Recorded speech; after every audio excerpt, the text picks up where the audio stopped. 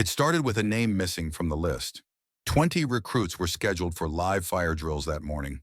Only 19 stood in formation at roll call. No one said a word about the man already sitting quietly on the bleachers. He wasn't part of the staff. He wasn't wearing a uniform. Just faded jeans, a frayed windbreaker, and a cap pulled low over his face. He cradled a dented thermos like it was a ritual, hands still, eyes watching.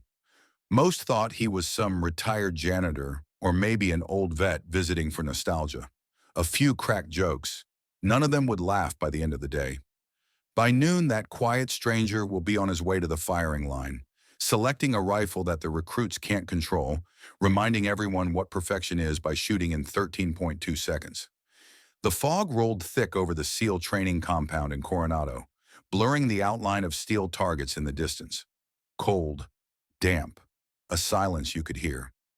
Recruits stood stiff, boots anchored in gravel, their hands twitching slightly from adrenaline and fatigue. 5 weeks into training, and most had blisters beneath their calluses.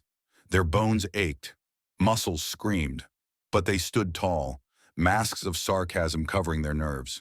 Chief Larson paced slowly, clipboard in hand. Chief Maddox, built like a wolf and twice as alert, adjusted the wind flags by the range. Both were hardened instructors, men who could smell weakness like a shark smells blood. And there he sat, at the far edge of the bleachers, the old man, alone, silent, still. He hadn't signed in, hadn't saluted. He didn't act like a guest or a threat, just present. Ramirez, the mouthy one, finally spoke what others were thinking. "Yo, who's Gramps? Logistics guy? Groundskeeper?" A few chuckles, nervous, testing the air. Then louder. "You want me to autograph your hearing aid, old-timer?" The old man didn't even turn his head. He just sipped from his thermos. His face was unreadable, weathered but calm, like an old oak that had seen too many storms to care about wind anymore. Then it happened. A breeze rolled through, peeling back his sleeve as he crossed his arms. Just for a second, but long enough. There it was, a faded SEAL trident patch. Not new, not polished, worn into the fabric like a scar. Maddox froze. Larson glanced up. The casual joking died instantly. Suddenly, the silence felt earned, heavy, reverent. The recruits went through their drills. One by one, they fired at 10 steel plates. 3 distances, 2 positions, under pressure. Scores varied, some decent, some miserable, none remarkable. Then Sanders, young, promising but twitchy, fumbled a reload and discharged early. His round buried in the gravel 3 feet from the firing line. Instructors descended fast. "Clear the weapon! Finger off the trigger!" Safety protocols kicked in hard, and then the old man stood. No rush, no drama. He rose like he'd never forgotten how. Larson raised a hand instinctively. "Sir, this is a hot range. You need to stay behind the—" "I'm just watching," the man said. Voice like gravel, worn but steady. More command than request. Then he turned slightly, eyes scanning the line. "You said the record still stands?" Larson blinked. "What record?" 10 targets, 3 distances, 15 seconds. Maddox stepped forward, arms crossed. "No one's touched that in 8 years. The man nodded once. "I know. I said it." The range fell silent. No one spoke. No one moved. Without asking, he walked to the bench. Picked up an M110, standard issue. No custom mods. No scope tweaks. Just a brief inspection, like reacquainting with an old friend. He didn't shift his position as they had taught the recruits to.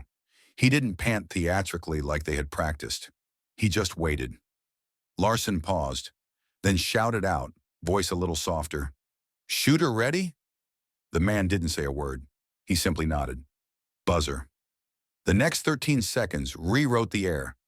Bang, bang, bang. Steel clanged. Then again, and again. His cadence was unnatural, smooth, measured, precise. No wasted movement. The reload was seamless. One fluid click and back to fire. 10 rounds, 10 hits. Final time, 13.2 seconds, a second faster than the standing record. With a rifle some of these kids still fumbled with. Then came the stillness. No applause, no backslaps. Just stunned silence. The man set the rifle down like placing a sacred object on an altar. He turned, walked back to the bleachers, Saturday, and resumed sipping his coffee as if he'd simply scratched an old itch. Finally, Larson asked the question, "Why today?" The man stared ahead, eyes on the targets. "I wanted to see if I still could." He didn't say more. He didn't need to. An hour later, he was gone. No sign out, no goodbye, like a shadow retreating with the fog. Maddox dug through old logs. Larson checked the archive database, and there he was, Master Chief Evan Cole. SEAL Team 6, retired 15 years, last position listed, Advanced Marksmanship Instructor, 2008. Service record, redacted in parts. Commendations, multiple. Deployment history, classified. They never saw him again. But something changed. From that day forward, Lane 3 was unofficially sacred. The instructors stopped mocking quiet kids. Recruits slowed down their reloads, watched the wind flags more carefully, and before every range session, someone always checked the bleachers, just in case. A year later, the instructors mounted a small steel plate above Lane 3.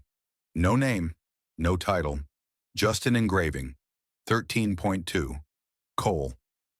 Because some legends don't wear capes or demand applause.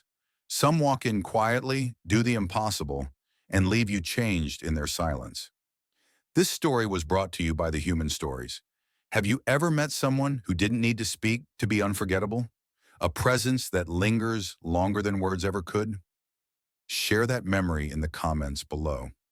We'd love to hear it. And if this story moved you, even just a little, don't forget to like the video. Share it with someone who understands that greatness is often quiet. Subscribe and turn on the bell. Because real stories like this, they matter. We'll see you in the next one.